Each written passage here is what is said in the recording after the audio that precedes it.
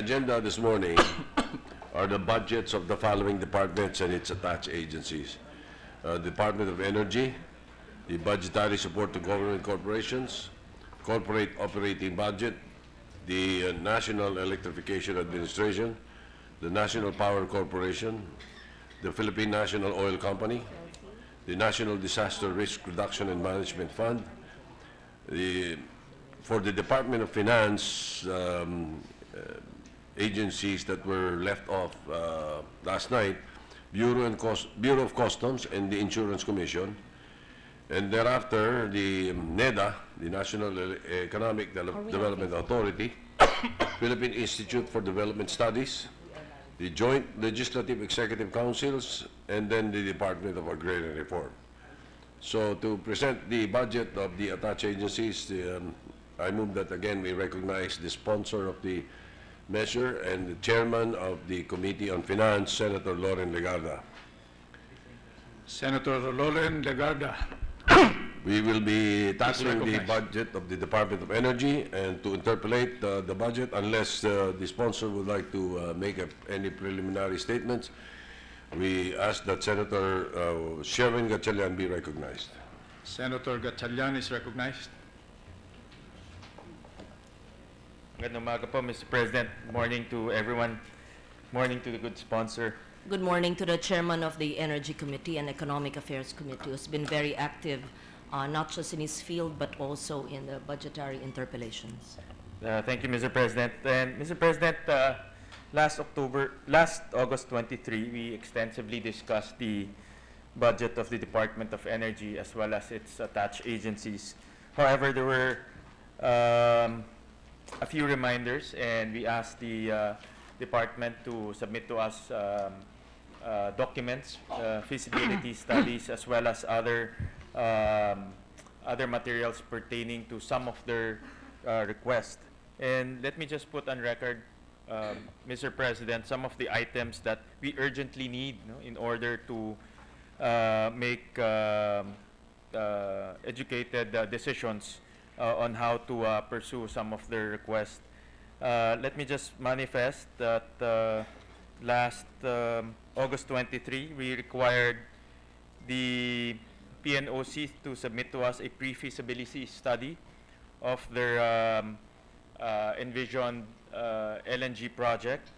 They also made mention of a report from an Australian LNG project or Australian LNG ship that was the basis for this LNG project, and they said that they will give us a report or materials to enlighten the committee as well as the Finance Committee on this project.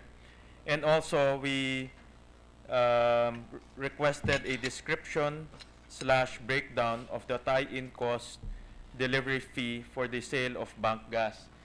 They submitted a one-page memo. However, we would like to see a much more detailed breakdown of this tie-in cost and other costs relating to the sale of bank gas. So tatlo po to, Mr. President. Number one, the pre-feasibility study. Number two, the report on the Australian LNG ship, as mentioned during the August 23 hearing.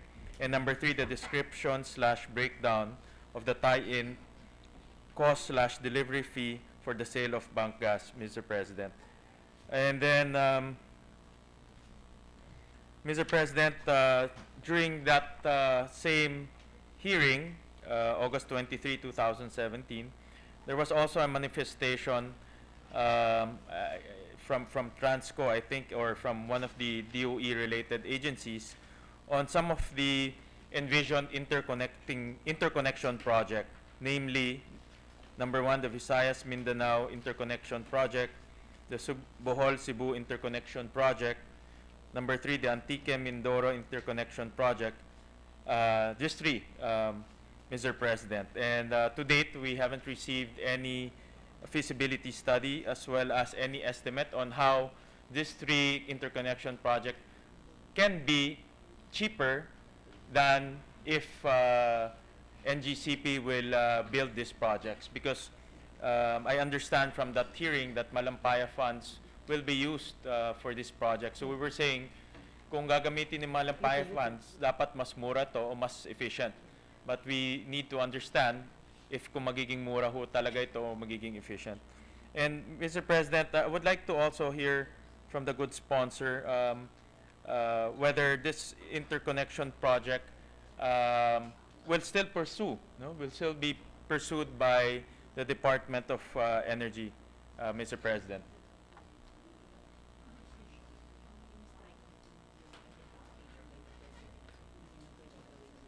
So talagang sa amin. You're sure ba diba yung sagot kahapon? Kahapon, mali yung sagot ng DOF. Sabi niyo. Yes. Thank you for your numerous questions, Mr. President. As to the priority projects proposed to be funded from the Malampaya Fund, I'm just clarifying because yesterday, I have to correct what I told you yesterday. Yesterday, we talked about it, and according to the DOF, all it needs is presidential approval. Yes, Mr. President. However, there is a correction now from the LBRMO. We have to clarify that. Is someone from DOF here? Wala. And under the Supreme Court PDAF decision, it says that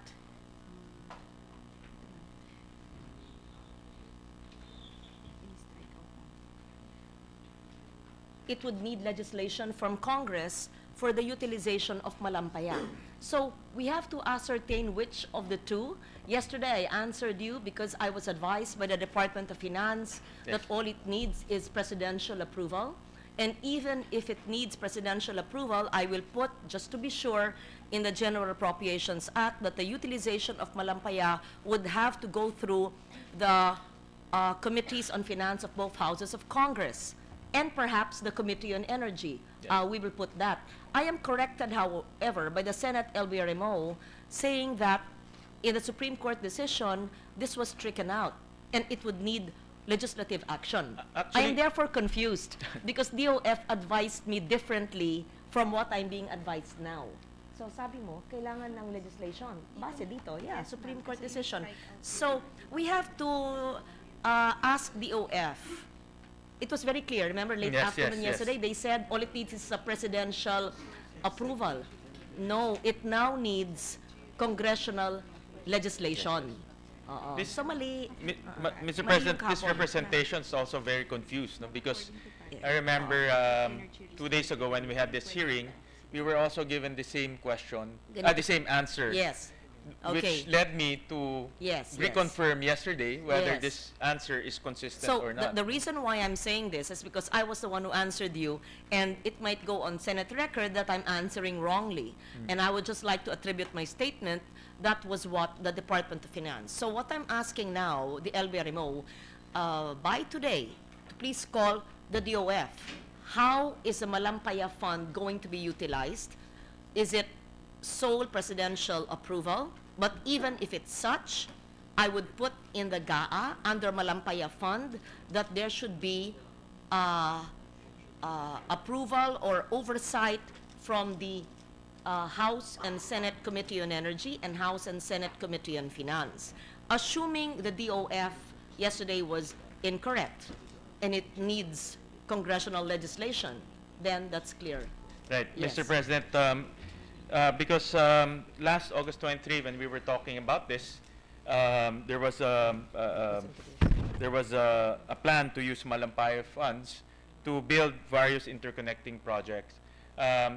This representation is keeping an open mind, Mr. President, to these projects. However, we would like to know whether what is the rationale and how much is the cost savings for the consumer if indeed government will again build this interconnection project.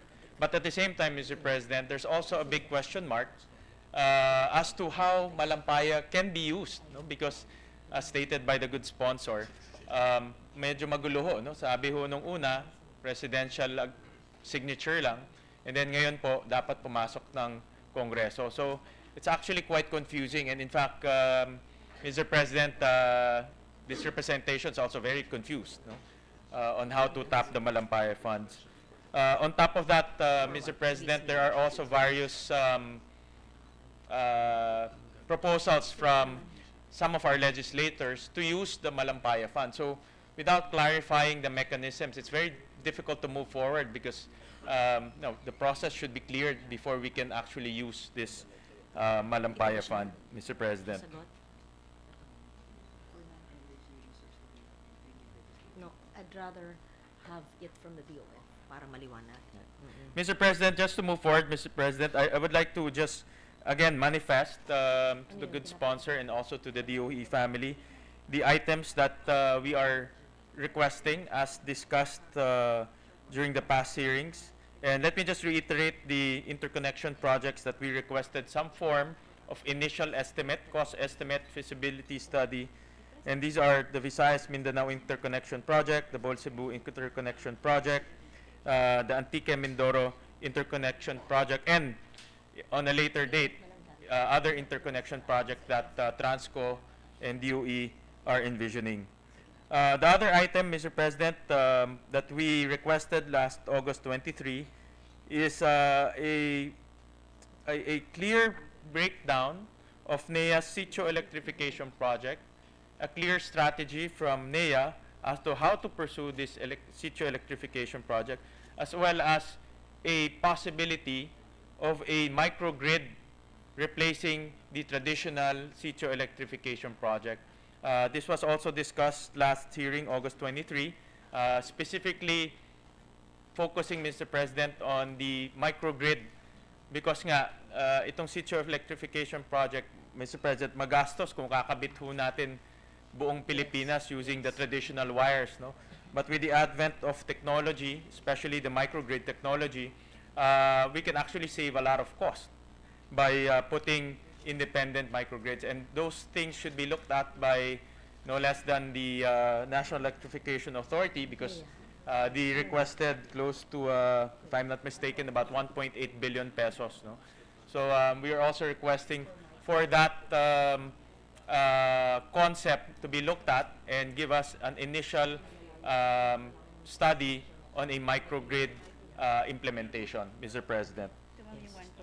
So, Mr. President, I no longer have any questions, just purely manifestations and follow-ups. I will reply to your very interesting manifestations, Mr. President. First, on the sitio electrification, yes, the DOE and this representation are in agreement with you on the importance of your utilization of innovation and technology. Perhaps 10 years ago or even 5 years ago, sitio electrification would have meant transmission, distribution in far-flung areas, would have cost the government billions of pesos. But with the advent of microgrids, whether in far-flung sitios or even in urban areas, where the consumers actually should have a choice and there should be free market for the creation of such microgrids, yes, I understand from NEA and from the DOE Secretary that insofar as sitio electrification is concerned, they will explore the possibility and give preference and priority to what is cheaper, reliable, available, innovative, new technology at least cost to government. And if in that case it will be cleaner, then that's even much better. Yes. So gone are the days where long lines of distribution and transmission. Para bahong dati landline, ngayon cellphone. Yung cellphone na Nokia ay iPhone. At yung mga Android at iba-ibang klase. Hindi ba po? Yeah. Ganon ang, I think very clearly the DOE, the NEA understands that that's the way forward for them for sitio electrification. Now, with regards to your initial question on the utilization of Malampaya, as I told you, I would have to ask DOF for the final interpretation of the PDAF decision of the Supreme Court on the utilization of Malampaya, whichever way is their interpretation, with your submission of your special provision in the GAA, we would, and with the minority leader's brilliance as a lawyer, he would help us include, assuming the interpretation is presidente lang ang mag-earmark sa gamit ng Malampaya. I am certain our colleagues would want oversight on the utilization of Malampaya. Then you can have that special provision where Congress would need to approve or maybe not approve, not by legislation, but just in exercising its oversight function, I would be happy to receive your provision for that. Mr. President, if you remember, during the past administrations, Malampaya was used. It was misused. It was misused or Yes. used in other projects not related to energy. Yes. No? In fact, I had a study, ang pinakamalaking nakuha ho doon ay Department of Agriculture na wala naman pong relasyon sa electricity or sa Baka energy. meron namang farmers na nagpakuryente, hindi ba ho? Baka nakuryente ho, ma'am. Hindi ho baka nakuryente ho sila, no? But in our study, ang pinakamalaki po is AFP and then DA. Ito po yung dalawang agencies na pinakamalaki. And because of that incident in 2013, there's a catch-all phrase doon wherein the president can actually use the fund for anything, and that was actually struck down. What was left Akin na nga yung was decision. energy-related projects, but it's not very clear as Actually, it also says energy-related and other purposes, nakalagay pa rin eh. Ito. Under the Malampaya, the Presidential Social Fund should remain therein. No, where is it? Where is it, other Ito po, ma'am, purposes? over the last years, 25% was used by the Department of National Defense. Mr. President, hanggang ngayon nakalagay pa for such other purposes as may be directed by the President. That stays? Kaya yung na-notify ng Supreme No, it was nullified. So it's now energy only. Yes, yes po, You're ma'am. sure? How come you showed me another one kanina na and other purposes? That was the one that was struck down. Okay, okay. I stand corrected. It's now only energy related, but the interpretation of whether it's just the president or congressional action, that's the question mark. But we Yes. will have that oversight The function. catch-all was struck Yes. down, but the energy-related remain. Yes. But we don't know what is the process for, what is the process for using that funds? Yes, yes. Actually, the DOE has some priority projects. I am told regarding your question on the Visayas, where is that earlier? The Visayas, Visayas Mindanao. Interconnection Project. Saan yung kanina? Here. I am told by Transco that it would be cheaper for Transco to do the project because it will not require WACC, which NGCP has, the weighted average cost of capital. Right. So perhaps a lengthier explanation can be given by Transco to the committee and to the Energy Committee. In my understanding, this list of 1, 2, 3, 4 priority projects are just proposals. Yes. But really, this has to be studied further. And yes, we understand you that it has to be the least cost to government. And in fact, if it can be carried out by the private sector, that would be best. So it's the least cost coming from taxpayers' money.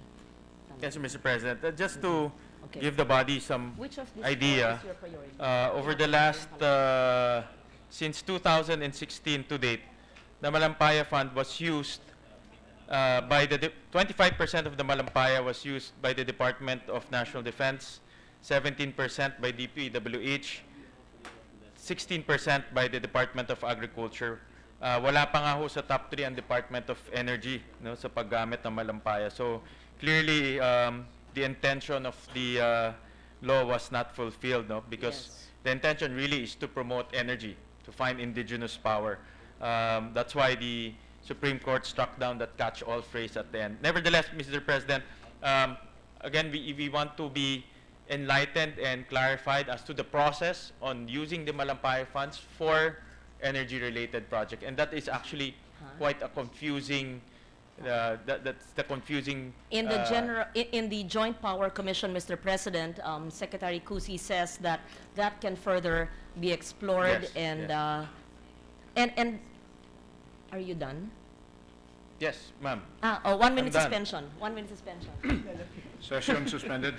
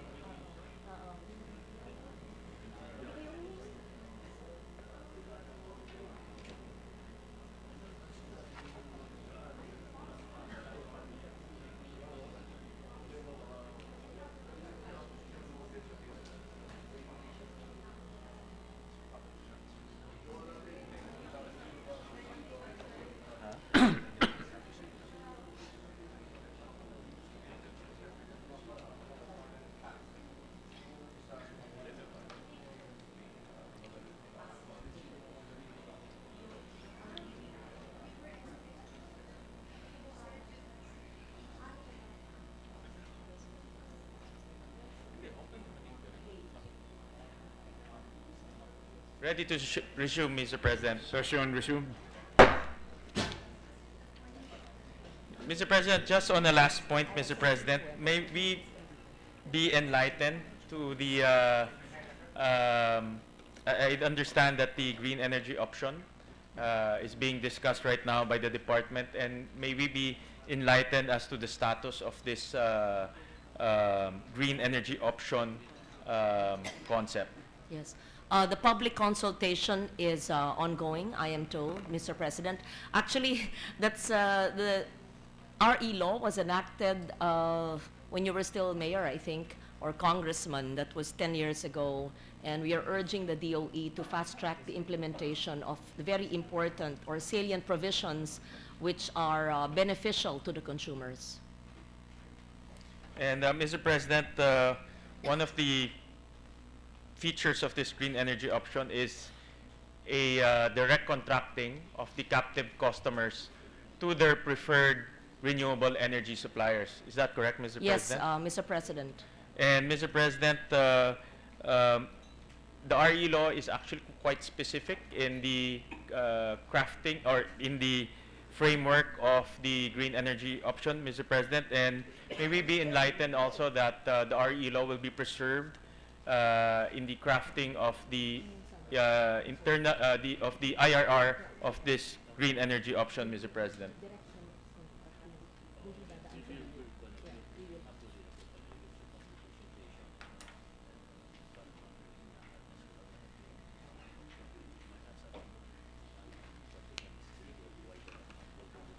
In short, the RE law of direct contracting sa green energy will be applied. Not hindi ka nakidadaan sa co-op it will be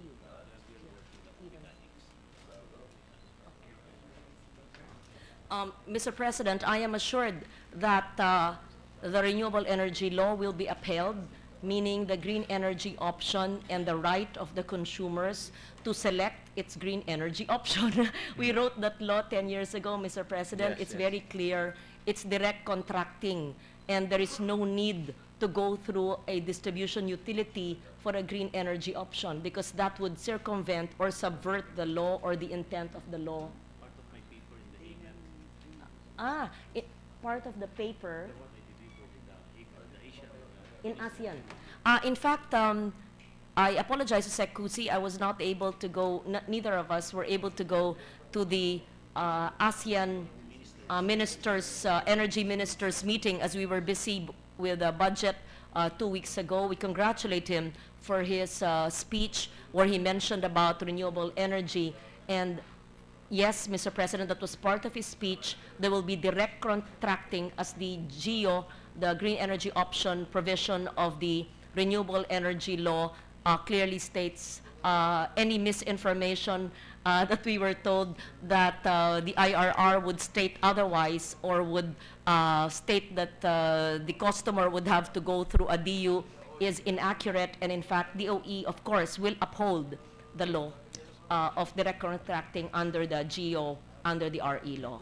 Thank you, Mr. Thank you. President. And tama ho kayo, no? It's been already 10 years since Yes. the RE law has been implemented. However, a lot of the provisions, including the RPS, the green energy option, and other provisions in the RE law has not been implemented yet. Nevertheless, I understand also, Mr. President, that DOE is really moving fast forward in terms of crafting IRRs to implement the remaining provisions of the RE law. Perhaps at this, it would be best to ask DOE when can all the IRRs of all the provisions of the RE law be finished? Do we have a timeline for that?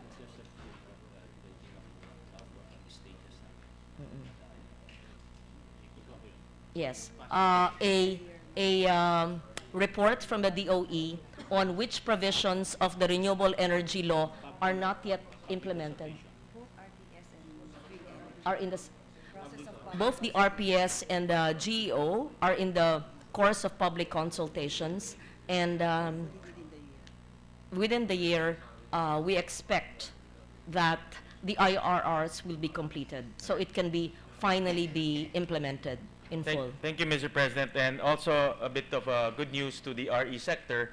the good sponsor as well as his representation really fought hard to make sure that the RE incentives will remain status quo even as the train Yes. is implemented. No? Of course, it's a Because- new law. Hindi pa nga naggagawa yung IRR ng ibang provision, hindi naman pwedeng tanggalin. Salamat. Yeah, Mr. Yes. President, because in the initial proposal of the train, the incentives of RE will be completely removed, no? And that will really diminish the competitiveness of RE vis-a-vis the other fossil fuel or the other traditional generator. So, sa pag-implement po ng train, this coming 2018, the RE sector, Mr. President, will still enjoy the benefits of the RE law, Mr. President. And with that, Mr. President, just in closing, Mr. President, we would, on a later date, the JCPC will again convene to request the good secretary as well as the members of the Department of Energy to brief us on the timetable of the unimplemented provisions of the RE law. Where are we? What is the impact? What is the new timetable? And definitely, how will it expand the use of RE here in our country? So, on a later date na ho yan, Mr. President. Okay. Yeah. Yes, Mr. President. And We will join you in the JCPC. Thank you, And Ms. thank you for your kind interventions. I think it's good to clarify all these matters, and we are one with the DOE in clearly implementing laws that have been passed in this chamber. Yes. Mr. President, with that, Mr. President, this representation is endorsing the approval of the budget of the Department of Energy and all of its attached agencies, subject to the Submissions. submissions that I enumerated earlier, because these submissions are very critical in the processing of the remaining items and the remaining issues in their budget. Thank you, Mr. President. Thank you, Madam Sponsor. Thank you to the Senator Chairman of Gatchalian. Economic Affairs and Energy. Thank you. Mr. Majority Leader, Mr. Majority President, since there are no more, Meron eh. meron pa? Mr. President, I wish Sino? what you were about to say is correct, but unfortunately, we have two more members of the Senate who wish to interpolate the budget of the Department of Energy, and that is Senator Mig Subiri and Senator Dick Gordon.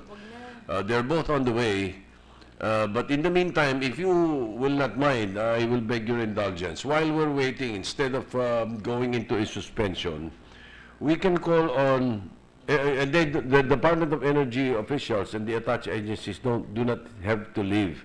You know, we can call on the Commissioner of the Insurance Commission, and I will take up with you just a very short, some very short issues about it, so that we do not waste time and we can get rid of that budget.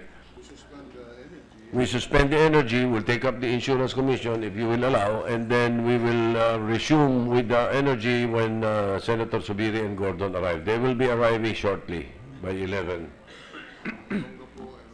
The other one is from Olongapo, the other one is from Bukidnon.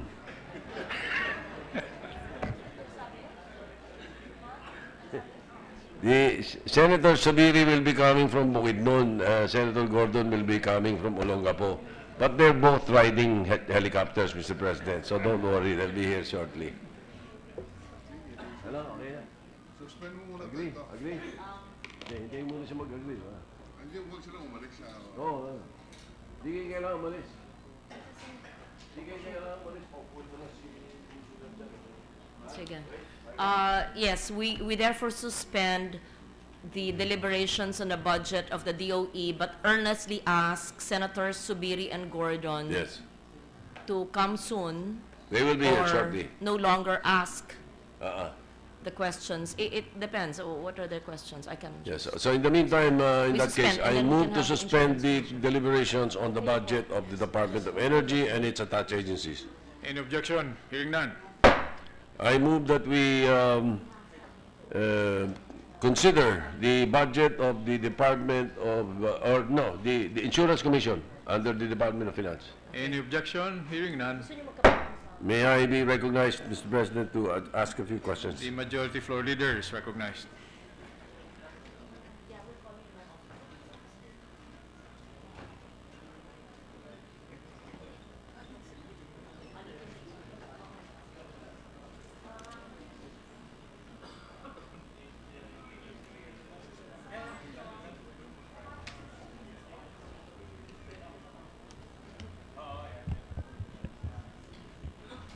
Bilis lang to.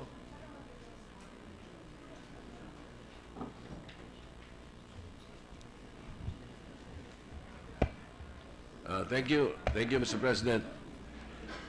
Will the distinguished sponsor yield to some questions and some manifestations, and we will just like to get the reaction of the Teka, Insurance 1 Commissioner. minute suspension, Mr. President. In the meantime, I made it suspension, Mr. President. Session suspended.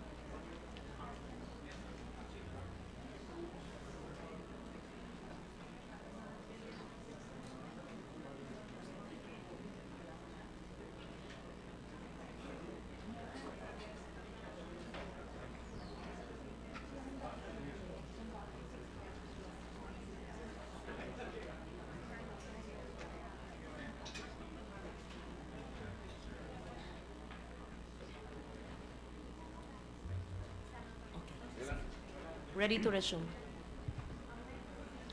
Session resumed.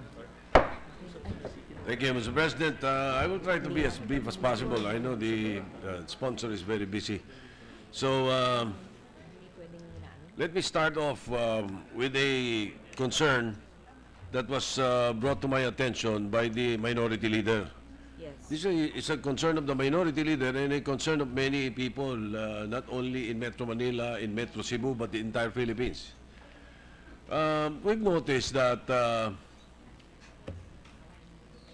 dito sa Pilipinas, o sa Metro Manila, for example, pagka nagkaroon ng aksidente, nagkaroon ng banggaan, tiyak na magta-traffic.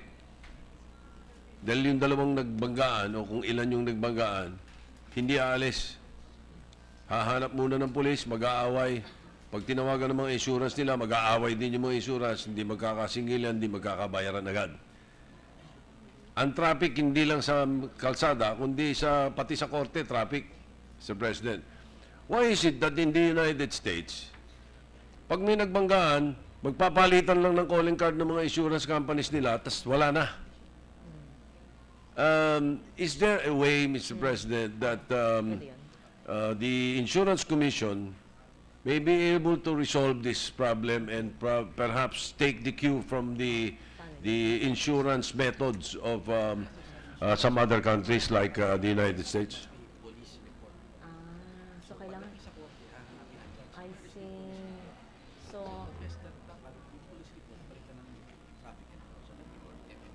so we have to, the law. Ay, naku.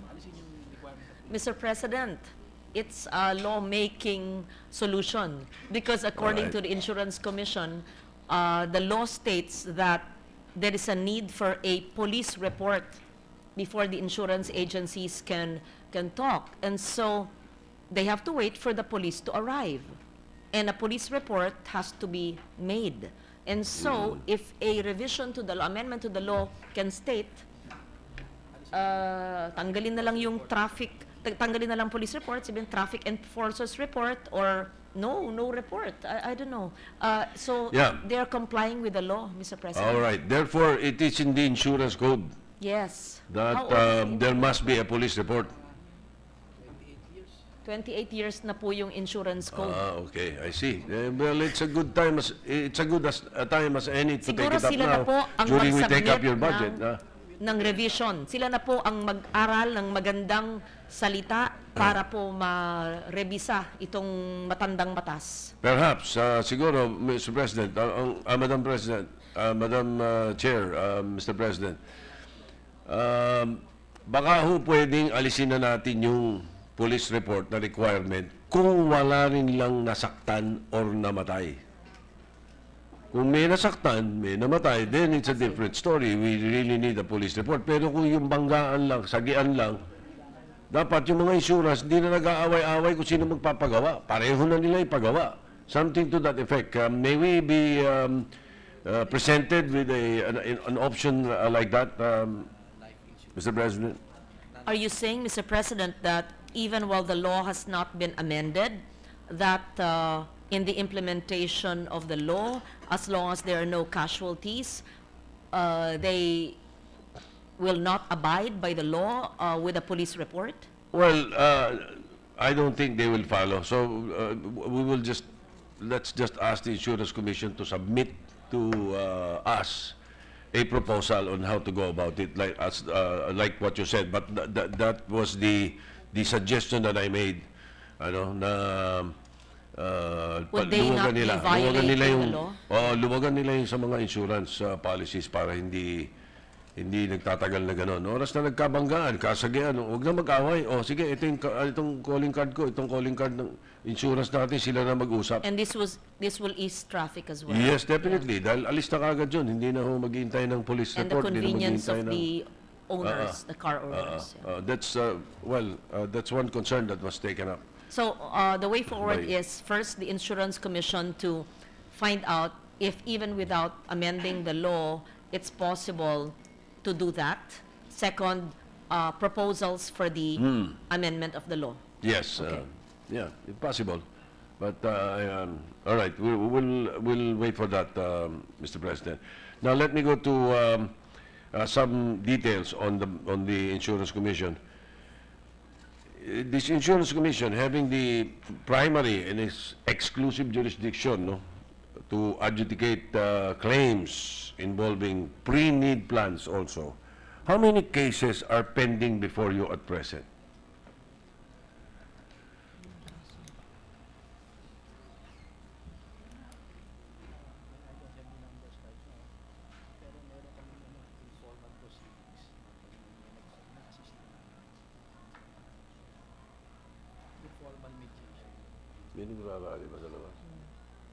They don't have the number of the cases before them, but they also try to do mediation so that there would be less cases.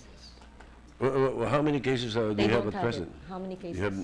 You They don't don't have the numbers now? information now. Well, okay. Now, what is the most common reason for denials of insurance claims that is filed before your office? Pag may mga kasong dinadala sa inyo, Insurance Commission, what is the most common reason na nadi-deny yung mga insurance claims? Anong usual insurance claim?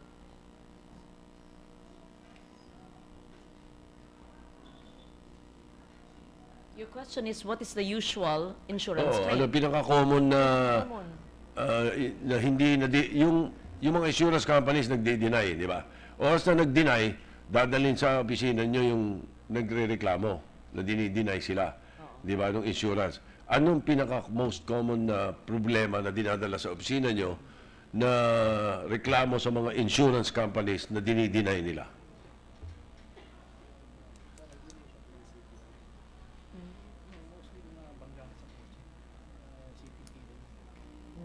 It's usually the CTPL.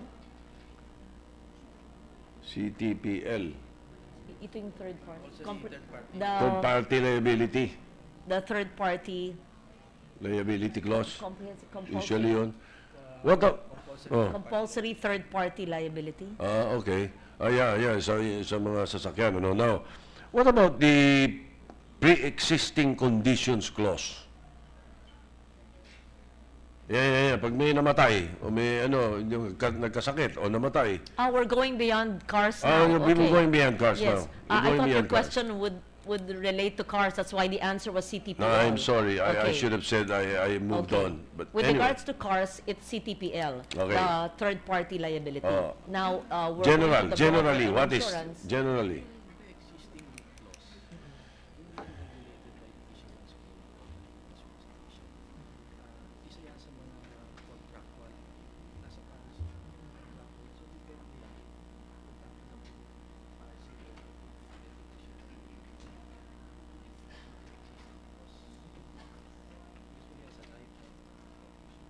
So the question is, the pre-existing conditions, is that usually a problem?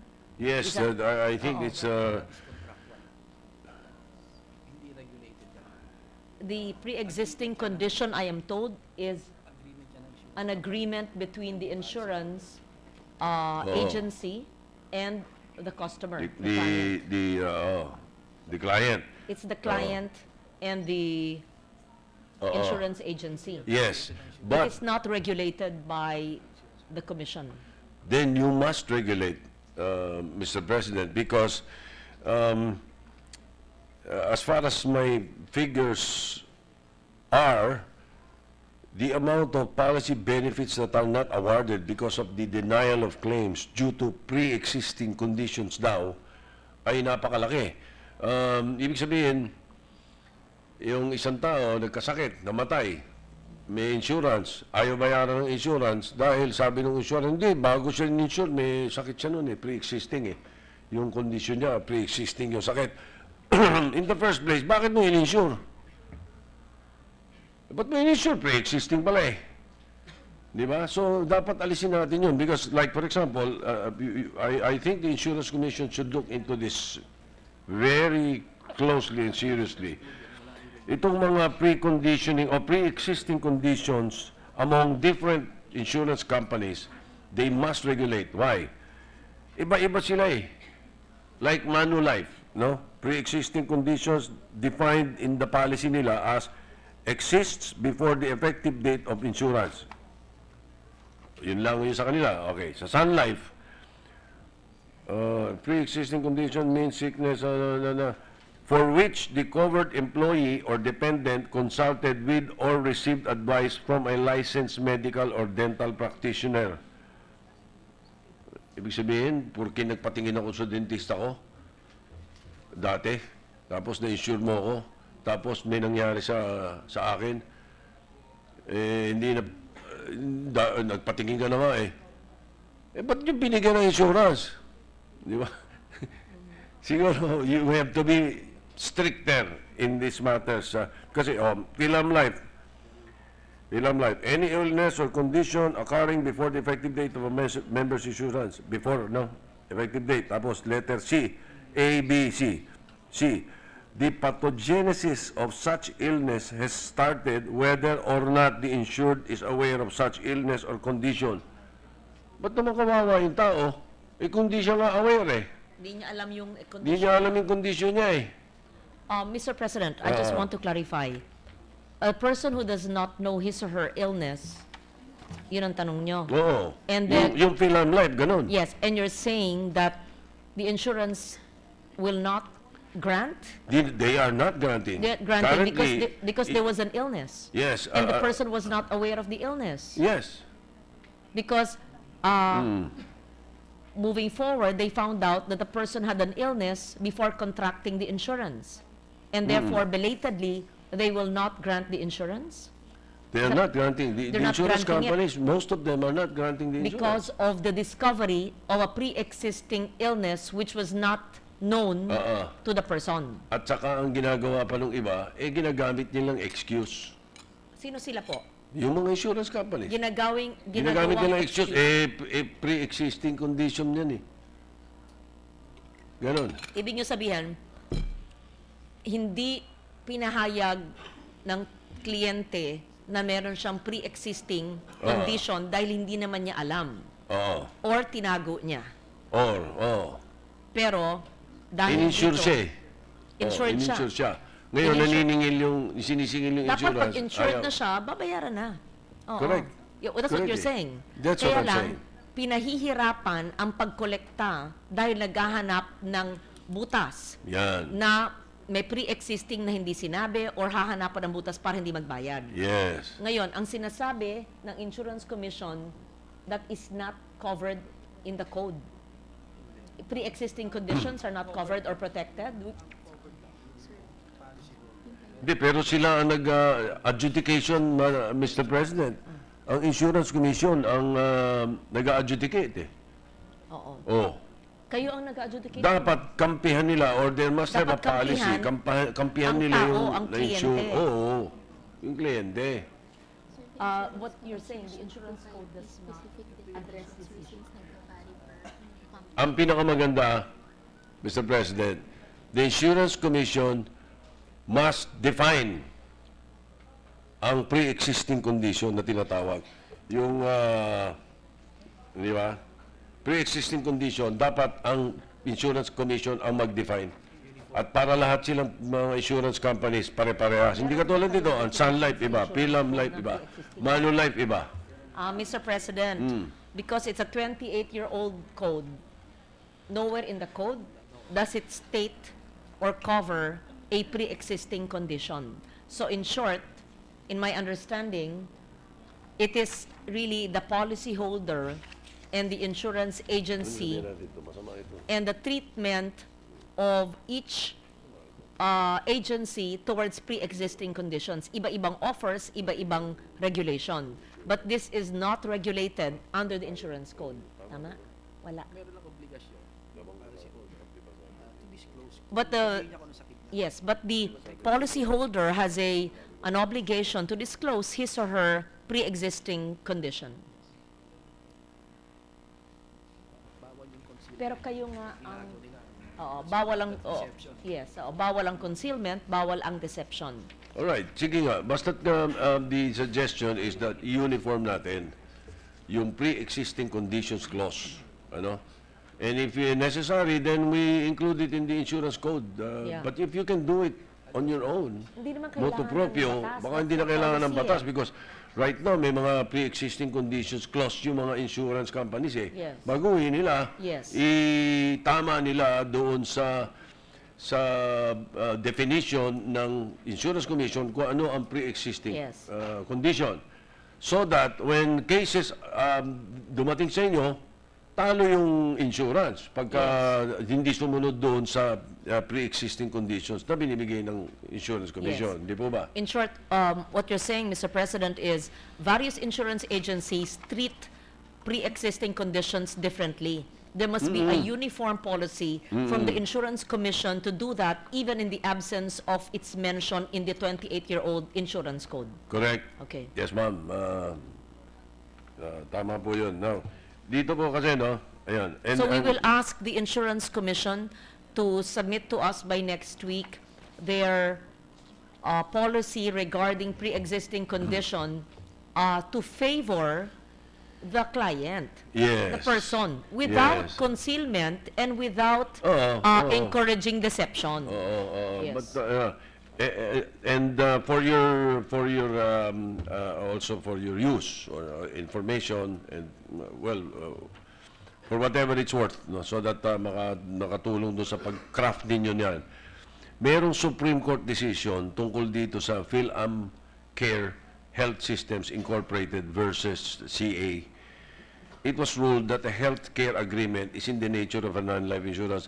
Ito maliwanag. It is an established rule in insurance contracts that when their terms contain limitations on liability, they should be construed strictly against the insurer. Yeah? These are contracts of adhesion, the terms of which must be interpreted and enforced stringently against the insurer or the company which prepared the contract. So, even ang Supreme Court decision, siyempre, lamang yung kliyente.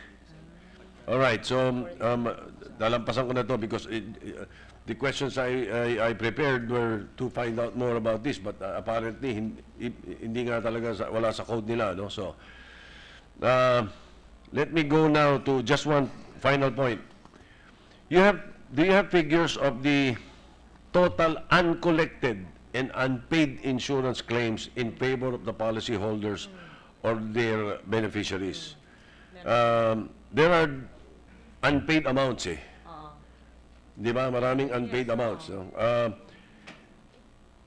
I'm asking this question because based on your COA annual audit report, 2016, the Insurance Commission incurred delay from 1 month to 35 years in liquidation of assets of insurance, HMO, and pre-need companies, the effect of which plan or policyholders are deprived of the payment of the liquidation value of their claims held in trust by the Commission. So, would you have a program? Sa bagay,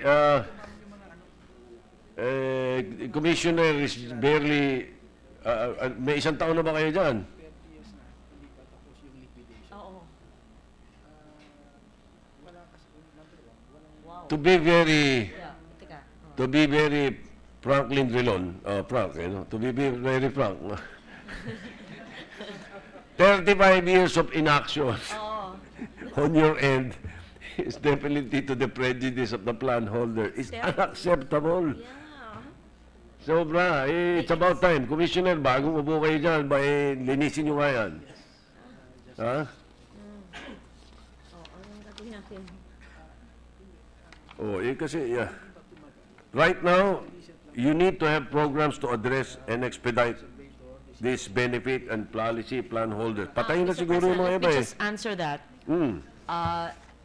It was just, what division was created?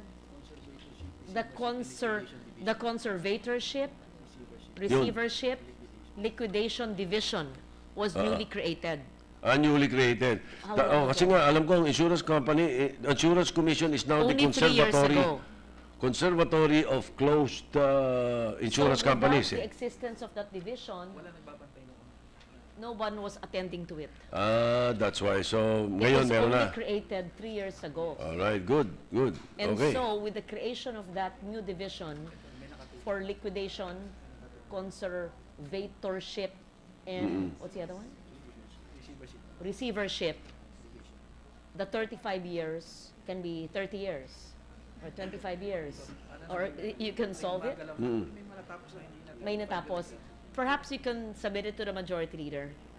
Yeah. Sige. Alright. At least we have called your attention to that fact and we thank you. Mr. President, kaya po tumagal din, may mga pending cases sa court. And I am told that if it's 5 million pesos or below, it's the Insurance Commission. Over above 5 million, korte po ang Korte. magdedesisyon. Okay. Alright. Very So, good questions. we- I learned yeah. so much from... Thank you very much. In, Thank in, an, you. in a field I am not too familiar with. Yes.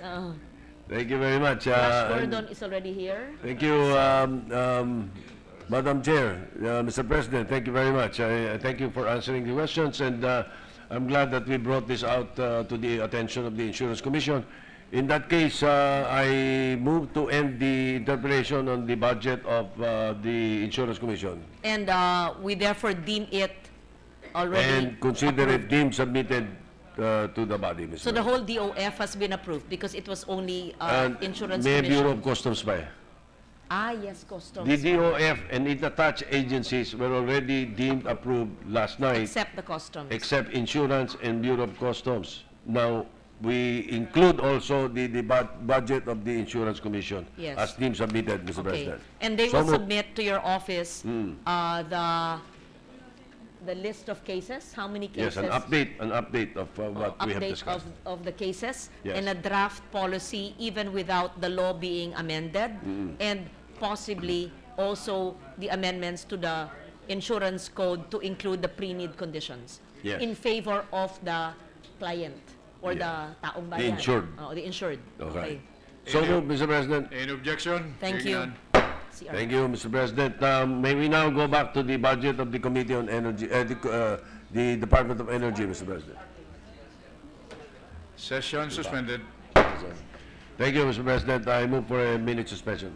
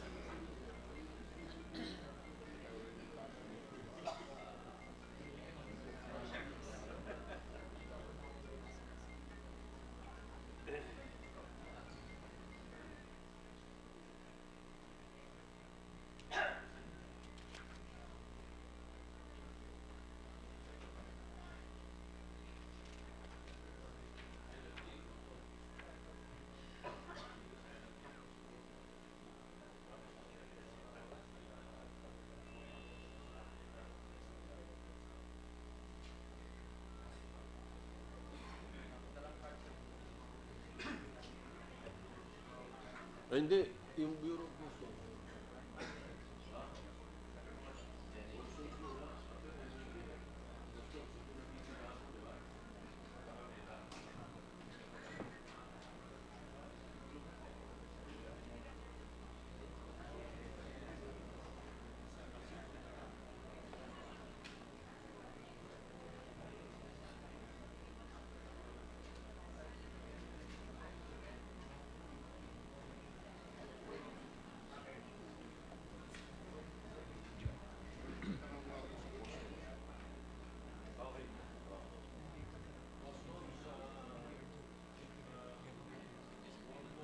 Yeah, after dig. After dig.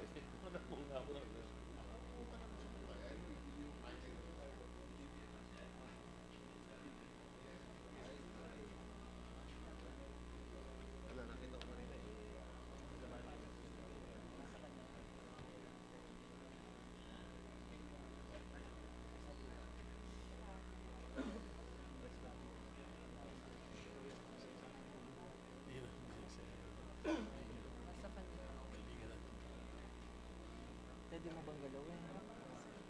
Ito yung project. Yung batas. Ibigin na lang natin sa kanya pag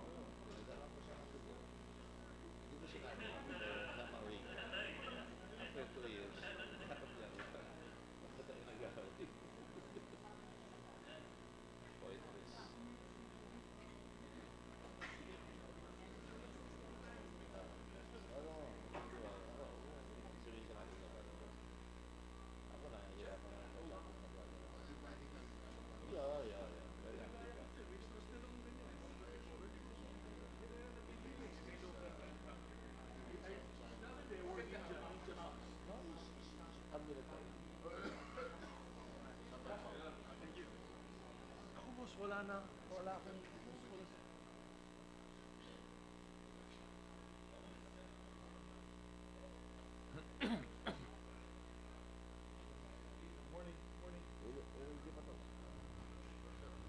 sir.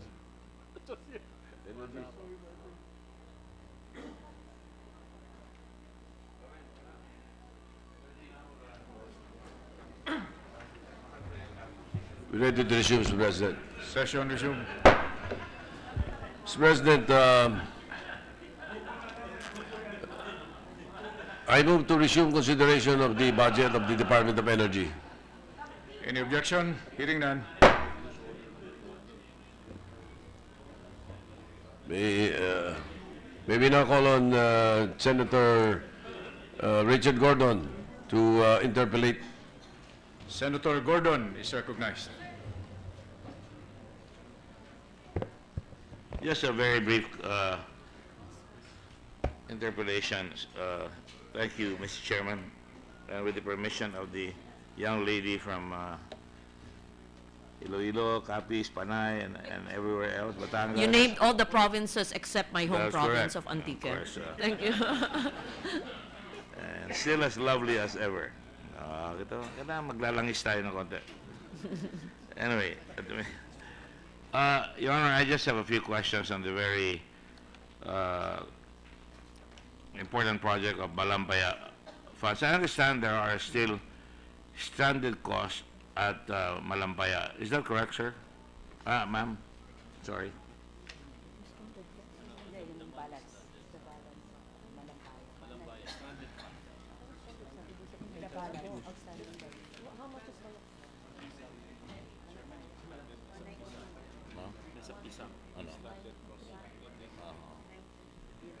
And I understand the stranded cost is stranded debt is in Pisam. That was the Pisam. Where is Pisam? Nandito ma'am Pisam. Ano po? Stranded debts na Malampaya. He's not asking my comment on that.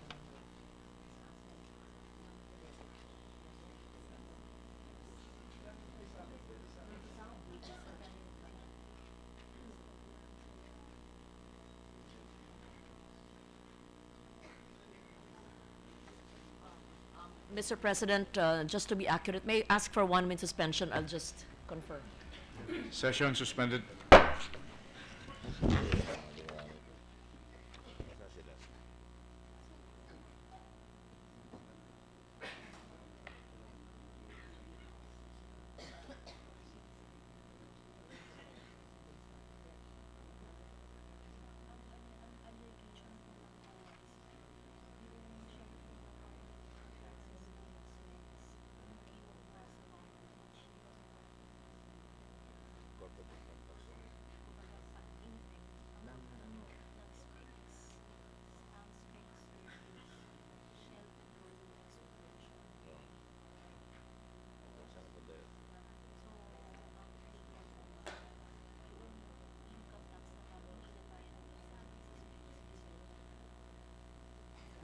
Ready to resume, Mr. President.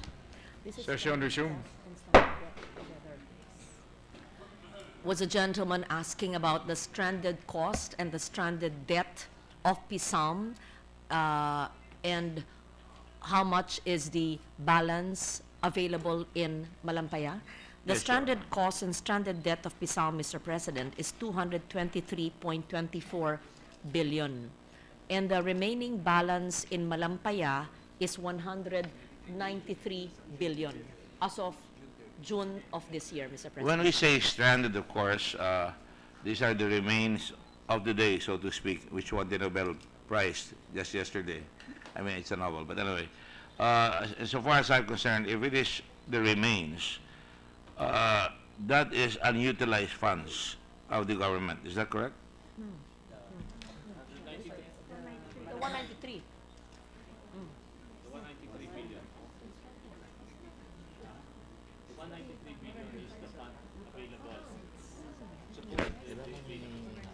Mr. President, the 193 billion of Malampaya are the available cash or funds of Malampaya. Although I am told by DOF yesterday that the Malampaya as a special fund has zero cash. However, they say that they will either borrow domestically or foreign borrowings to fill in because the Malampaya funds were commingled with the national funds.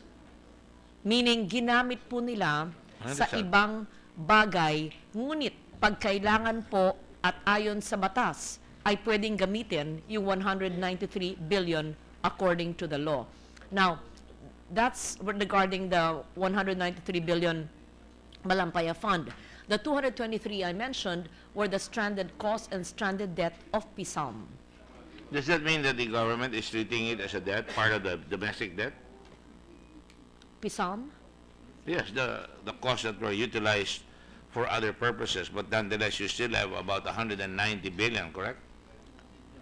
I would not, DOF would be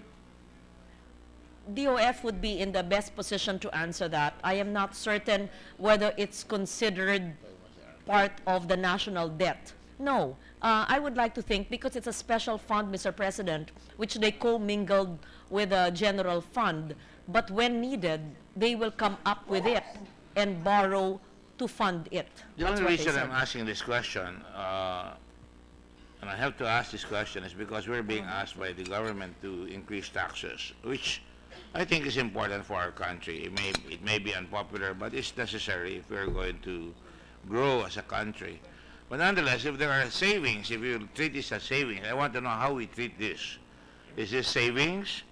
Is this a debt that we can eventually cash in on In it my later on? understanding, Mr. President, the Malampaya Fund is a special account fund that is treated as part of the general fund. But the funds existing there before were utilized for other purposes, for the general fund. And up to now, they remain unaccounted for, I understand. How they were used. We will have to ask the Department of Finance, the Treasury, who were present here yesterday, to give us an accounting. And they said, I asked that same question yesterday, they have a list of where the Malampaya funds were utilized. And then I asked, why did they use it for the general fund? They said, because it was commingled. And I said, what about if by law, per the PD, Malampaya would needed to be used for the energy resource development? Then they said they will find immediately the funds for that. That's what I was told, and we will. That's been discussed, I think, in a energy committee hearing. I think also the Committee on Finance would ask the DOF to give us a breakdown of where the Malampaya funds were used. Well, more than that, right now, that's really going after bad money already, you know.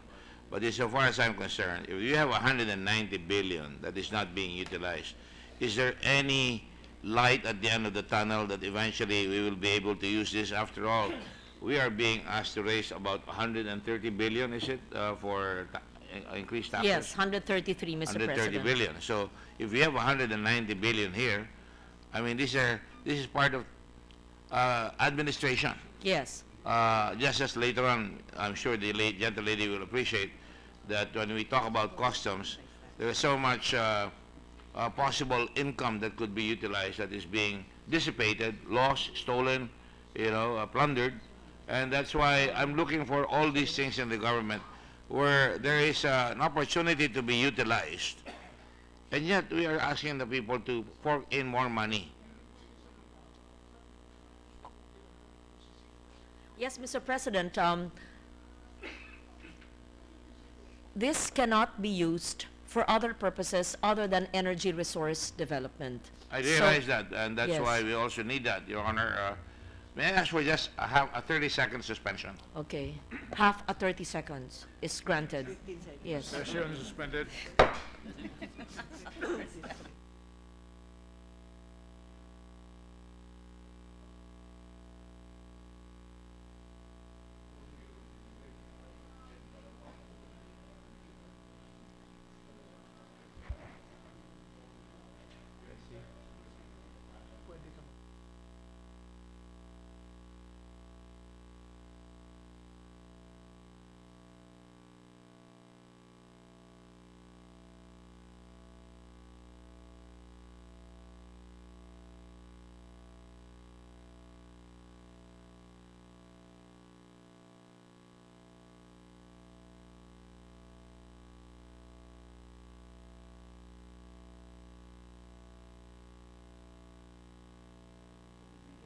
Ready to resume, Your Honor. Session resumed. Thank you, Mr. President. So, may we ask our good friends from the Department of Energy how they propose to utilize this fund eventually so that the public will prosper from it. Energy is a big drag on our country because electricity costs are high, and if we could use this for renewable energy, energy costs will go down. Yes. Mr. President, the Malampaya funds, which have been commingled with the general fund, but will be made available according to the Department of Finance once there's a presidential approval of its utilization, is limited to energy resource development. That's But why I said, when it comes to energy-related developments and other purposes, that was outlawed. I supported vigorously in our previous life in the Senate. This should be utilized for more affordable energy for the masses, especially if you go into wind, solar, or other renewable energy. Yes, Mr. President. May we get a commitment from the very able gentleman from the Department of Energy who studies from the other school, Your Honor, the one with the basketball team, Yeah. Yes, Mr. President, they are studying who was options. beaten by UP recently. They are studying options, Mr. President, on the utilization of the Malampaya Fund in accordance with law. The Minister of Energy, the Secretary of Energy is indeed a very, very able person. I've known him for a long time, and I'm glad that he's there because I think he can adequately guard the resources, in spite of the fact that he wears the green and white. So I will forgive him for that. Not every one of us can be perfect, like UP and Ateneo. At least in basketball. Thank you, Your Honor. That's all I wanted to ask. As I promised. Thank you. Thank you. That was a flash, a quick flash. Thank you, Senator Gordon. Salamat! Majority Floor Leader. Lunch muna tayo. Pagdating. Ang galing mo. Mabilis ka ngayon. Mr. President, I move to terminate the interpellation on the budget of the Department of Energy and its attached agencies, which includes the budgetary support to government corporations, corporate operating budget, the National Electrification Administration, the National Power Corporation, Philippine National Oil Company, and the National Disaster Risk Reduction and Management Fund. I'm sorry. I move to suspend first before we act on the motion that I'm putting forth, Mr. President. Session suspended.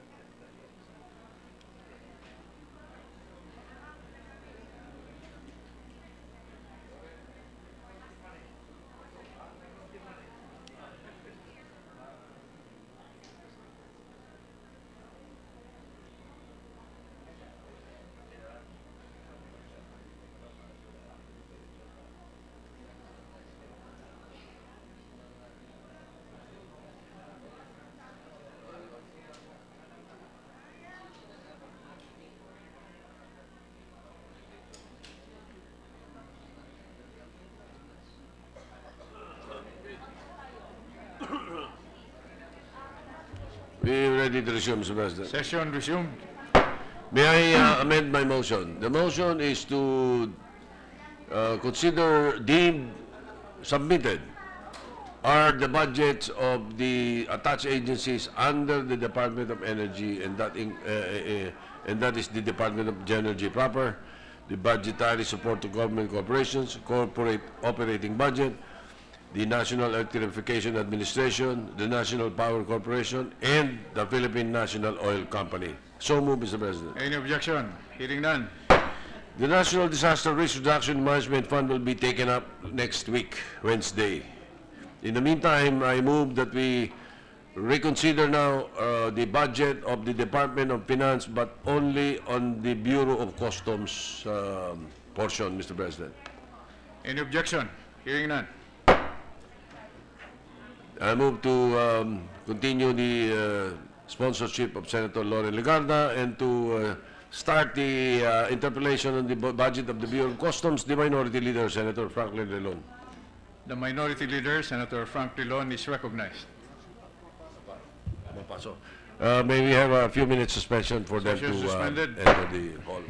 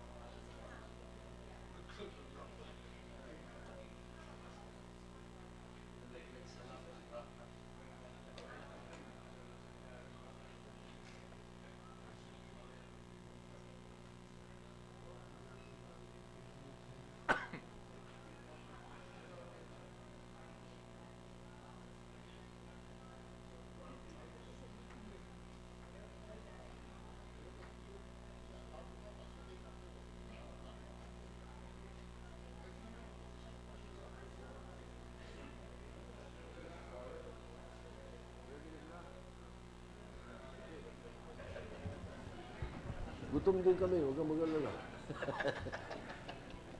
Ready to resume, Mr. President. Session resumed. The Minority Leader, Mr. President.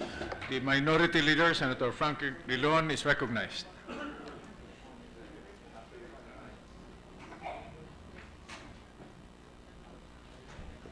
Thank you, Mr. President. Will the tired sponsor of the Will the budget yield the floor Yes, to a few yes to the questions? Minority Leader, of course. Yes, this is the budget of the Bureau of Customs. As you are aware, Mr. President, your Blue Ribbon Committee has been conducting hearings on the contraband drug, particularly shabu, being shipped through our very porous ports, and was able to go around the various checkpoints in the customs that allowed the 604 kilos of shabu to get into our country.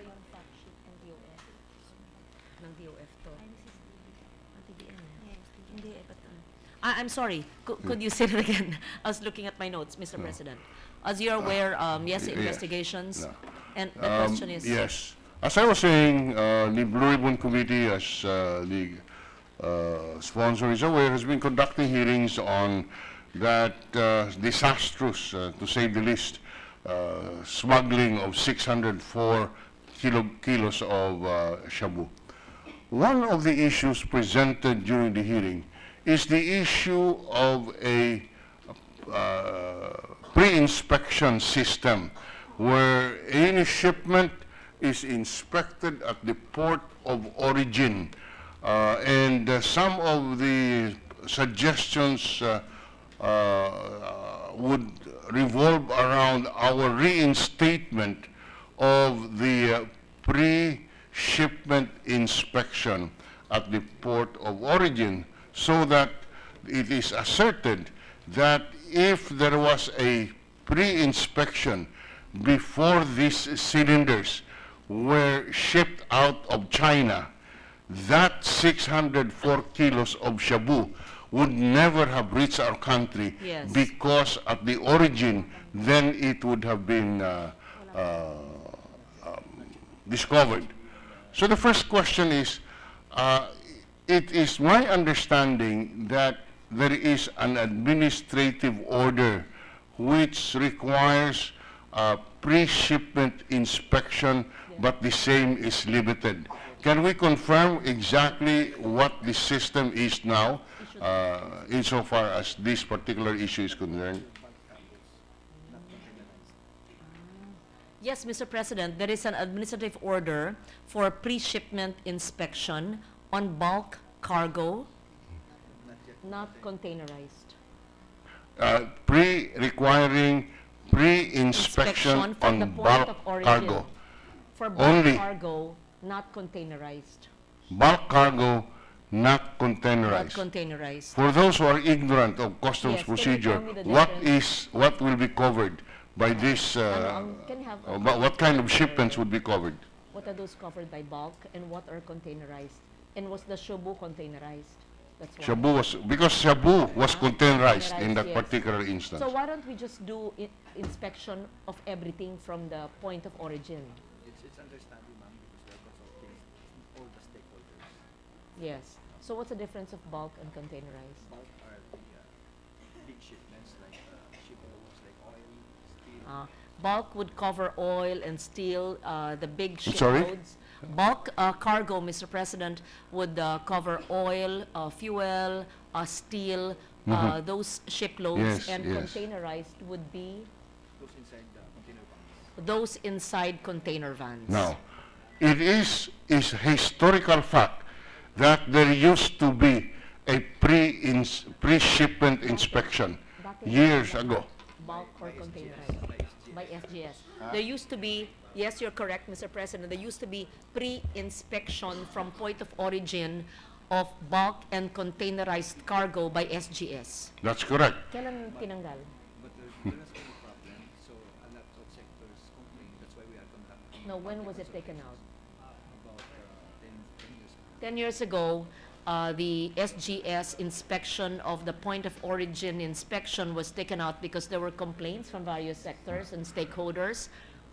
No, it's more than 10 years ago it was More than terminated. 10 years ago. And for the record, would our resource persons be able to tell us how it was terminated and why? Paano tinanggal? Why was it taken out? Because of complaints from the drug dealers. No. Because Don't do that, Madam Chair. Di mainit. Minit bigla. Oo. it entails expense on the part of the importers. Because it's an arduous process, and because it entails more expenses on the part of the importers, and so was it a Philippine government decision? Yeah. Mr. was- President, the record will show that the SGS contract was discontinued because Congress disapproved the payments to SGS. Therefore, it was government who was paying the fees of SGS. But as of now, it's already And this was in about 1998. Wait. it's no longer payable to the government. Bakit importer magabayad? No, wait. According to Senator Duron, it's government that did not pay SGS. You're saying it's the importer paying SGS? Under the administrative order 243 now, it's not the importer that pays. There's a present executive order by President Duterte. No, signed by then President Arroyo. there's an executive order signed by then President Arroyo for all importations of bulk cargo, but the cost will be borne by the importer. No, but the question of Senator Drilon is yung SGS that... That was before the administrative order. Before the administrative order of then President Arroyo, the SGS were inspecting all cargo, both bulk and containerized. But it was halted. It was supposed to be paid by the government. The government was supposed to pay it, but it was halted because of complaints from various stakeholders. Because Congress, And Congress withheld yes, payment. the payment. Yes. Well, Then okay. we should, There then I are- would like to allocate payment and all shipments be inspected. Well, you know, that is, Why was the budget cut? from my recollection, Mr. Sinong President. finance nun? Sinong finance nun? I am told it was the Committee on Finance. Were you the chairman? Yes. Who decided to cut the budget of SGS? Sinong chairman nun? I don't remember. It was the Committee on Finance then. Kailan yun? How long? Can you check? How long ago was it? We don't have to, I don't know. I don't need that for purposes of my interpellation. The first Okay. point is, the pre-shipment inspection was, services was contracted by government. By That's government, point number yes. one. Point number two, the pre-inspection, to my limited knowledge, was very effective in collecting the customs Other duties. countries have pre- Number three, Ano? The problem is that it is not looked good favor By? by the World Customs Organization and the World Trade Ganon? Organization. That's why we are I see. conducting public consultation. I see. number three, Mr. number Mr. three. President. Let me finish, and Yes. then they can intervene. Yes. So the first is that it was a contract entered into by government with Yes. SGS, which is a known pre-inspection company with a prestigious record. Yes. Number two, so there was a fee payable to SGS. Number three, that fee was the payment was included in the General Appropriations Act. That is why it was being discussed in the course of the budget. Number four, certain importers were not happy with the way SGS was doing its job, and therefore there was a lobby, and unfortunately the allocation for SGS fees were removed from the budget and given to the Presidential Anti-Organized Task Force as intelligence funds in the office of the President. That is how the PAOK-TF was funded. I'm not saying that Senator Ping Lacson was involved. Make that the record. You But know that the was, history. What year was this? I don't remember this. Sorry? It was more than 10 years ago. Yes, it was. I was here in the Senate, and then so number four, that payment, that allocation, I think I don't know how many hundreds of millions was removed from the budget, and therefore there was no other choice but to terminate the contract. I see. Now, so first question: why cannot the customs now, Bureau of Customs, include entering into a contract with a service company that would conduct pre-inspection services? Okay. Mr. President, I'm not too familiar with this, but I am told that the World Customs Organization and the World Trade Organization do not look with favor to pre-shipment inspections. I don't know why. No. Are you sure? Yes, ma'am. Because, Oh. but then it does not involve valuation. This is the position taken by certain importers in order to prevent that. I would like, can you give me a memo on that? What countries, okay, I will, 1 minute. So, ano mga bansa ang may in ASEAN, what have pre-shipment inspections? I'm not sure. No, give me a report, which countries in ASEAN, and it's the best way to stop drugs from entering. Anyway, ma'am, Yeah. as per the bulk cargo, all the importers are you have no complaints? Hindi Because nga as of now, ang dapat lahat hindi dahil kasi no, di papasok ang drugs sa containerized. Ano yun?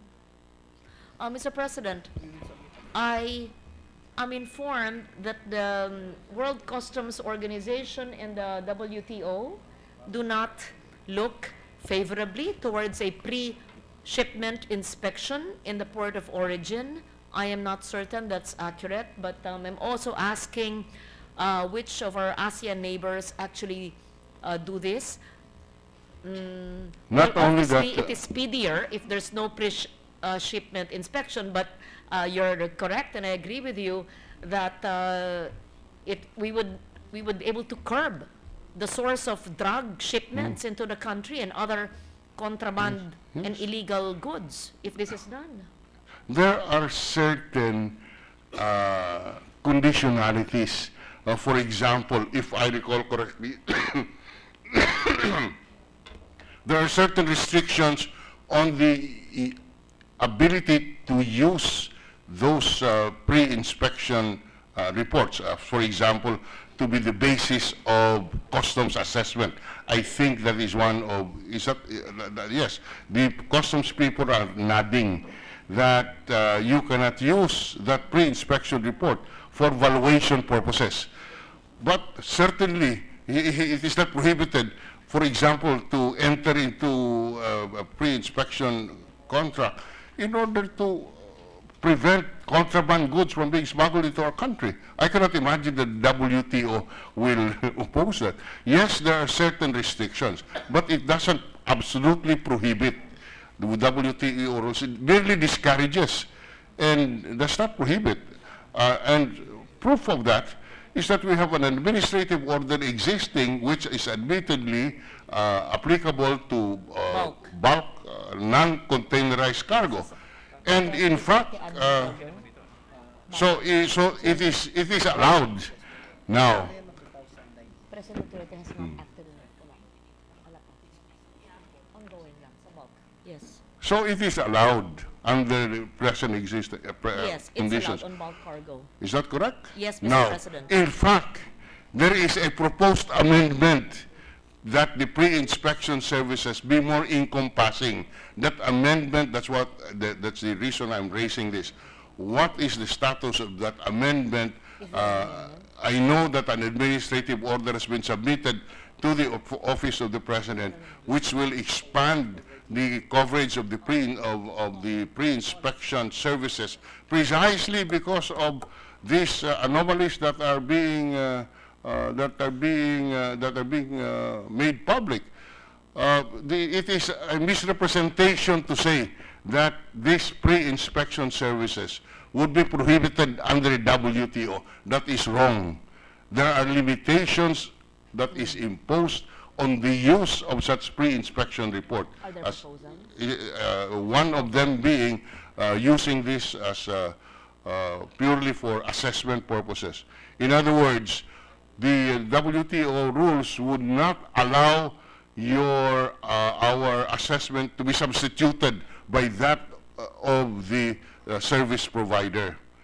But certainly, a pre-inspection report that would catch shabu on the port of origin is not prohibited. Come on. Of course. So, Yes, Mr. President, I understand that there have been previous proposals to amend the administrative order the of, existing administrative order. yes, of President Arroyo, and there are these new proposals under Duterte administration?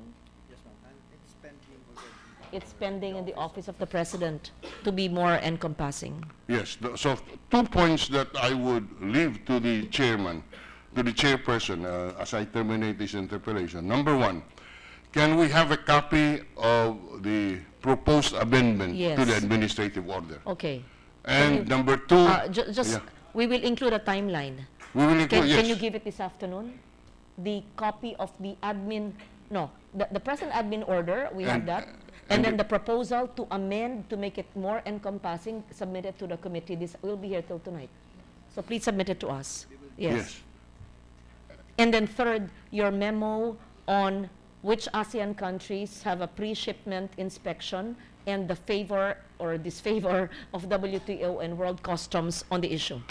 And third, the budget needed for a pre-inspection budget with different service providers. We're not saying it should be SGS, whichever. No, we're not. No. Yeah. That was, thank you, Madam Sponsor. What we're looking at is a recommendation from the Bureau of Customs.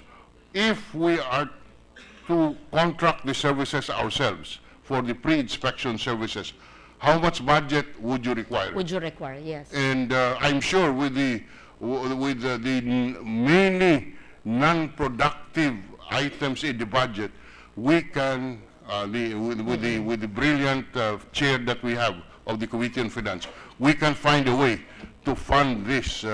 Brilliant, Yoli Doblon. Yes. Yes, Mr. President, I agree with you. And so they've heard that. They will submit it this afternoon or Monday. This afternoon kung kaya nyo, and then kundi Monday. Just a final point. When can we have this amendment signed? It's pending in the Office of the President. I think it's under control. And may I request the committee secretary of the Committee on Finance to remind us that when the Office of the President's budget comes before us, yes, that this matter be taken up. No, in fact, we will do more than that. Thank you for that. We will ask the Office of the President, E.S. Majaldea, when it comes for the budget, to bring a copy of the proposed amendment to the admin order of 209. Yes, because this will make the job of Senator Gordon more successful in terms of curbing this, because it can be done administratively and quickly. Yes. We don't have to go through the rigors of having a law enacted, because this was done before, and all that is needed is an administrative May I order just know, and funding. ano ba ang masama na pati containerized? I want to be educated. Yes. Ano ba ang ayaw ng stakeholders sa containerized cargo na may pre-shipment inspection? How much additional cost? Is it malaki? Huh? $100. The additional cost is $100 per container. How much do we lose Yeah. in And, terms of our of the youth being destroyed because of the yes, shabu correct. shipment? Wait. It's worth every Ano daw- peso. bakit sa importer yon? Kala ko... Mr. President, may I interpose an answer? Senator Soto is recognized. This would probably be considered a retort from the street. Pwede yun, di ba? No, but the probable answer to that is mahirap maglagay doon. Madali maglagay dito. Hindi, teka. Tayo ang nagbabayad. That's I agree with the majority leader. In fact, the records will show, Mr. President, that if you look at the records of China on customs, shipments to the Philippines, the export to the Philippines from China is much, much bigger than the import of the Philippines from China if you look at the customs record. That supports the answer, the position of the majority leader. Kung titingnan niyo po, our shipment from China is much more valuable than the export of China to the Philippines is worth much, much, much more than the value of the imports of the Philippines from China for the same item. So there alone you could see the reason why the pre-inspection report is being resisted.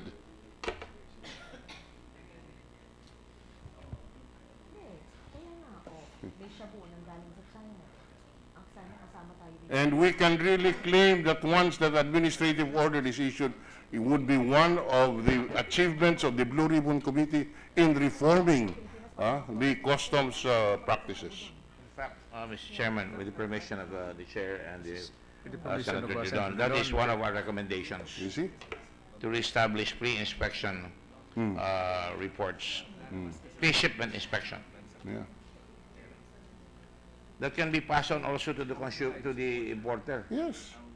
But in the meantime, we pass it on to let the government. There is so much money in the budget That's correct.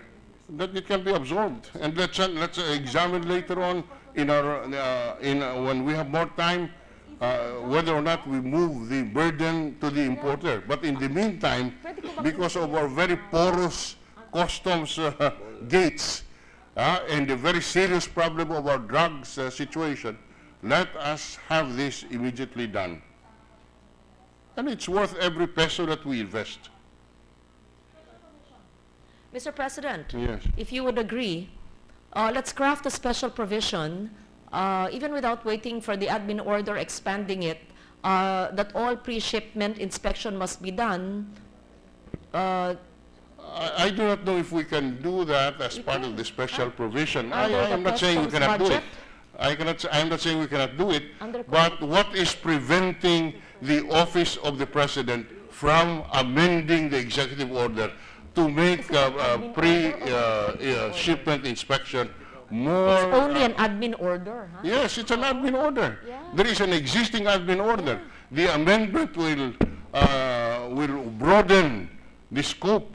I cannot understand why this How cannot be long has done. it been Mr. pending? Chairman, again, with the permission of Senator Dillon, that is part of our report, Oh, you see? that we conduct pre-shipment inspections, because that was suggested by Senator Dillon and myself in the committee, Blue Yes. Ribbon Committee hearings. We will study it. My suggestion is we can include it in the GAA. The GAA is a law. It can supersede an admin order, I think. And if there's already... The problem with the GAA, Madam Chair, as I said, I'm not expressing an opinion, is that the GAA expires in 1 year. So the special provision there expires in 1 year. Yes. Whereas the administrative order, I intended to do both, meaning yeah. in the meantime Yeah. that we will still do the admin order. We're getting a copy of the 209. We're getting a copy of the proposed amendments to the admin order. And what if no one acts on the admin order? At least we have the GAA for the meantime, right? in the meantime, Mr. President, I place on record that I will oppose the approval of the budget of the Bureau of Customs unless this administrative order is amended to make the pre-shipment inspection broader than what it is. Because if the problem of drug is serious and must be immediately attended to, there is no better way to attend to this than amending the administrative order, which amendment is already crafted and is pending in the office of the President. Again, Mr. President, that is part of the committee report in aid of legislation. Yes. And we can cite that amended or that amended order be amended immediately. And I associate myself with the proposal of Senator Dillon, which we have already done in the committee report, which I hope everybody will sign as soon as it's distributed. Dati, walang bayad ng import.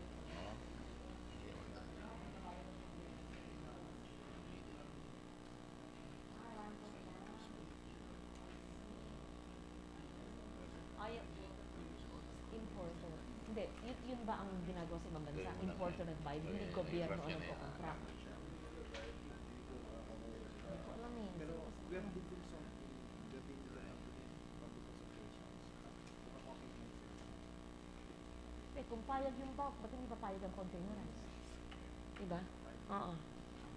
Yes, Mr. President. So, they know what they need to submit, and we hear you saying that the admin order has to be amended, and in the event the budget will be passed and the admin order has not been amended, I will be happy to receive, with your help, since it's part of your committee report proposal, the GAA amendment to the customs. Maybe the other fact that I would like to find out, this representation would like to find out, how long has this proposed amendment been pending in the office of the President? How long? This year, I think. Only this year. It was Only this year, we're already October. When was this submitted When was it submitted? You have an idea? to the office of the President?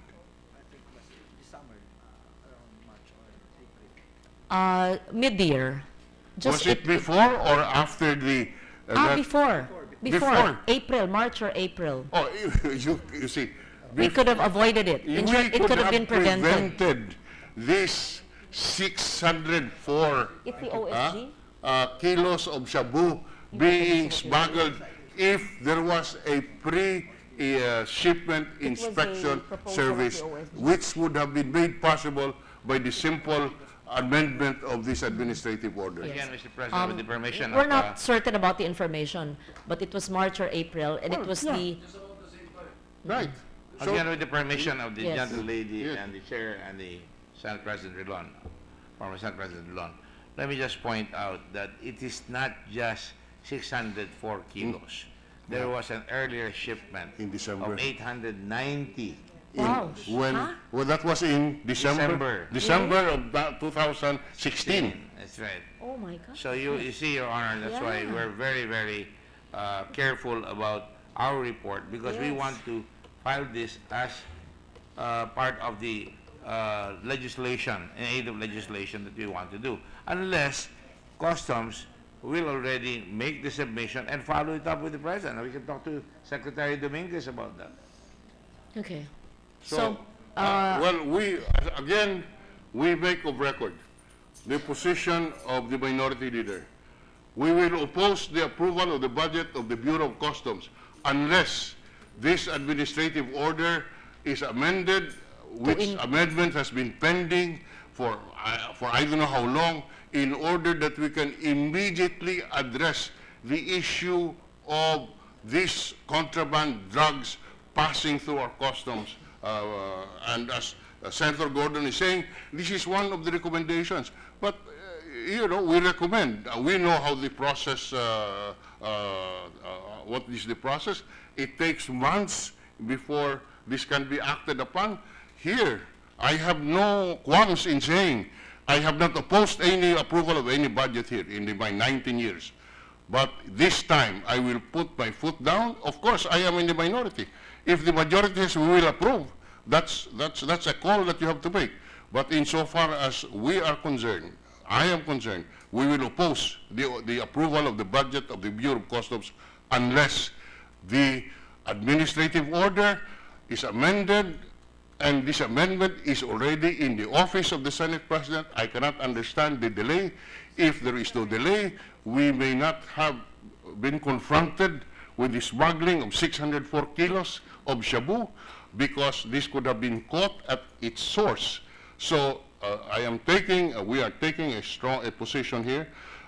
We are opposing the budget unless the amendment is issued. Yes. Because we are not the ones who, I'm sorry, the customs must have realized the value of amending the administrative order. We are asking now the Bureau of Customs to get a copy of the original AO, the proposed amended AO, the timeline, and to seek the approval of the Office of the President of the amended AO. Thank you very much. And Mr. Chairman, may we also get a copy if they claim that they made a recommendation to the Office of the President to amend that? I have the copy of the orders here. You know, we studied that here. In fact, I can show it to you here. They have no recommendation yet. I thought you said they had the recommendation. The OSG. Because I heard it's It's the OSG, Mr. President. the OSG. Then we So will can try you to give us secure a all copy of that. those papers this afternoon, please, at the latest on Monday? In the meantime, I can't approve the budget of BOC yet. No. Pending, okay. yes. Approve subject to the submission, or? Madam, I'm sorry. As I said, I will, well, the point is, well, Senator Gordon has other questions on the budget of the Bureau of Customs. In the meantime, I am putting my reservation on the record. Okay. And we can We proceed. take a break, and then when we come back at 2 o'clock, Well, at least pass it on. Mr. President, we can't close it anyway because we have another senator who will interpolate the budget of the cannot Bureau of close it Customs. So, yes, we cannot close it anyway. What we can do is that we will take into consideration the manifestations of the minority leader, but we will terminate his interpellation. He will end his interpellation, but we will continue with the interpellation of the budget of the Bureau of Customs in that case. Yes, it's very clear on the record, Mr. Majority Leader, that we said we will oppose the approval of the budget. Because we can, as you correctly said, Mr. President, as the Majority Leader correctly said, we can continue with the interpellation until all the interpellations have been put on record. But I am making my position clear that we will not approve, and I highlight the word approve, until this matter is settled. Thank you. All right. With that, we you thank to the the minority leader and Tatanong ka pa after lunch? move that the interpellation of the minority leader be ended, terminated, and in the meantime, we ask that Senator Richard Gordon be recognized to continue, but we can do that also after the break, Mr. President. I move that we suspend the session until 2 o'clock this afternoon. Any objection? Hearing none, the session is suspended until 2 o'clock this afternoon.